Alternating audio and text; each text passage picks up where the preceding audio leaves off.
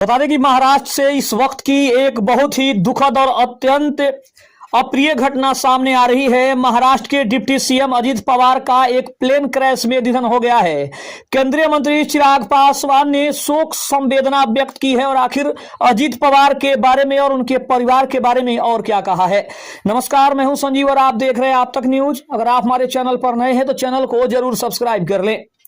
आपको बता दें कि यह अत्यंत दुखद और बड़ी खबर है। आज 28 जनवरी 2026 की सुबह महाराष्ट्र के राजनीतिक जगत से एक हृदय विचारक समाचार सामने आया है। महाराष्ट्र के उप मुख्यमंत्री और राष्ट्रवादी कांग्रेस पार्टी यानी एनसीपी के अध्यक्ष अजित पवार का पुणे जिले के बारामती में एक विमान हादसे में निधन हो गया है। अगर देखा जाए तो यह दुर्घटना बुधवार सुबह करीब 8:45 पर हुई, ऐसी खबर है। स्थानीय जो लोग हैं, अजित पवार का चार्टर्ड विमान बारामती एयरपोर्ट पर लैंडिंग के दौरान जो है वो क्रैश हो गया है।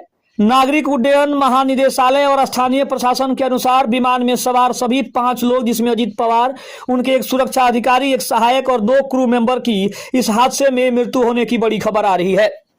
हालांकि देखा जाए तो शुरुआती रिपोर्ट के अनुसार लैंडिंग के समय तकनीकी खराबी आने की वजह से विमान क्रैश हुआ है और उसमें भीषण आग लग गई है, कारण यही बताया जा रहा है।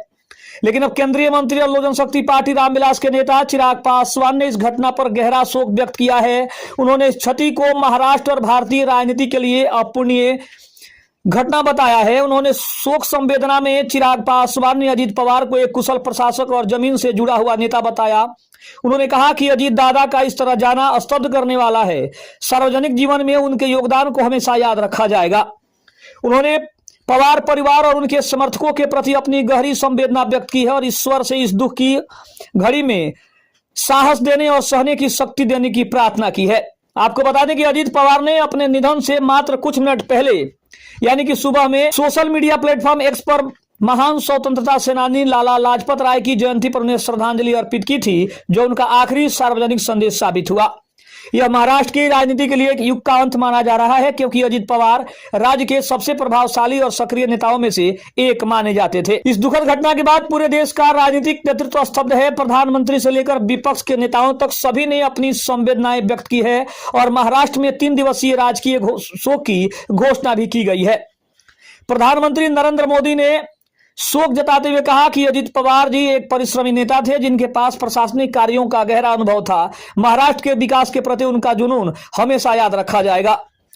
वहीं अपने भतीजे की निधन की खबर सुनकर शरद पवार बेहद भावुक नजर आ रहे हैं। उन्होंने कहा कि यह उनके परिवार के लिए एक ऐसी क्षति है जिसे शब्दों में बयान नहीं किया जा सकता है।